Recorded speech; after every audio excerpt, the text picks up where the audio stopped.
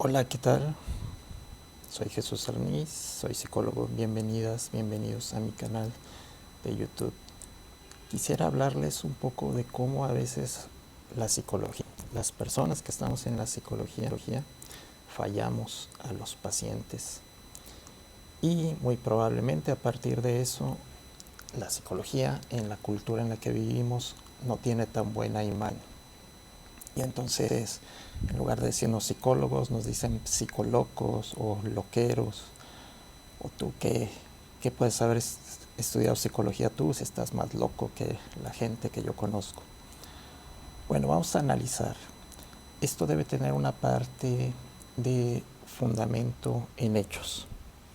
Por ejemplo, si el psicólogo en lugar de ponerse, o la psicóloga en lugar de ponerse de parte de su paciente y los mejores intereses de su paciente como individuo que tiende al desarrollo de su potencial humano, si en lugar de hacer eso se pone de parte de la sociedad y de la adaptación, yo siento que ahí está traicionando los mejores intereses de su paciente, porque hay que tomar aquí una decisión ética, que es trabajar por el paciente, por la persona humana que está acudiendo a mí para recibir ayuda, y no trabajar para las fuerzas externas sociales, por estables que sean o prometedoras de estabilidad.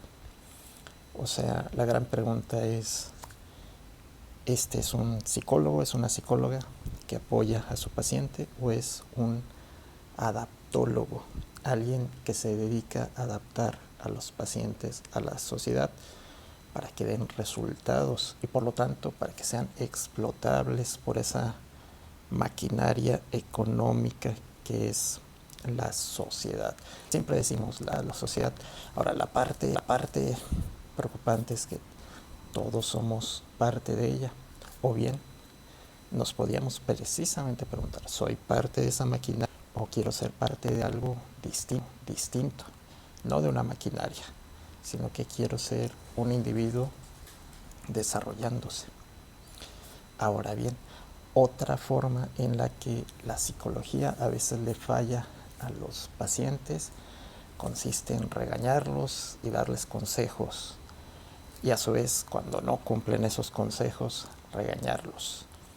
Y a partir del regaño surgen los consejos, y entonces la psicóloga, el psicólogo puede convertirse en alguien que le da sermones al paciente y que viene a ser un sustituto o una nueva representación de un desfile de figuras de autoridad que han hecho lo mismo con el paciente, regañarlo y aconsejarlo, como los maestros, los padres, las autoridades religiosas, cuando en realidad a partir de Carl Rogers, y a partir de Carl Rogers, uno de los fundadores de la psicología humanista, pero incluso de trabajos como el de Carl Jung, padre de la psicología analítica, sabemos que lo interesante es nuevamente ponerse de parte del individuo, ir a buscar cuál es el papel súper específico, súper especial de este individuo en particular, cuál sería casi su misión en la existencia. Y cuando convertimos esto, es decir, cuando le damos este giro al enfoque, entonces el psicólogo, en lugar de ser un regañador o un aconsejador, debería ser alguien que auxilia al paciente en la búsqueda de su autenticidad, la autenticidad del paciente, de su ser genuino. A esto Carl Jung, a quien me referí hace un momento, le llama el proceso de individuación, o sea, de convertirse en individuo. Concepto interesante, porque nos dice implícitamente que no somos individuos de hecho, o sea, que no por el simple la simple circunstancia de existir ya somos individuos, sino que tenemos que individuarnos, tenemos que encontrar esa parte genuina de nosotros y vivirla. Y la psicóloga, el psicólogo que nos auxilia en eso, entonces es una psicóloga, un psicólogo auténtica o auténtico. Ahora bien, hay otras formas en las que siento que la psicología y las personas que estamos en ella podemos fallarle a los pacientes.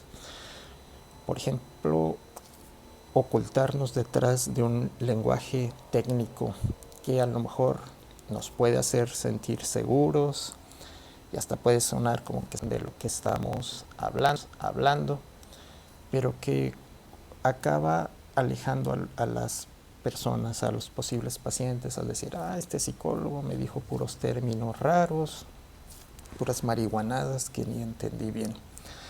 Y la realidad es esta, fíjense, cualquier persona que está ayudando a otros, por ejemplo un médico, y que lo hace bien, un médico puede hacer referencia a algunos términos técnicos, pero se lo traduce a su paciente, le dice, mire, todo esto que dice aquí de estos análisis de sangre, vamos a resumirlo en que esto quiere decir que usted ya no debe ponerle tanta sal a la comida, ya no debe cocinar con aceite, debería comerse la comida horneada o cocida, y así, llevar el lenguaje a lo que sea accesible y útil para el paciente. Y si somos sinceros, esto a veces se nos olvida a los psicólogos.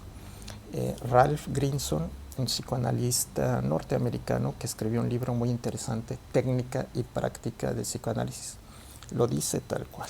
Dice, bueno, toda esta terminología técnica es para nosotros, los profesionales de la salud mental, pero al hablar con el paciente, al darle interpretaciones, incluso las interpretaciones psicoanalíticas, se las doy en lenguaje directo, en lenguaje de todos los días.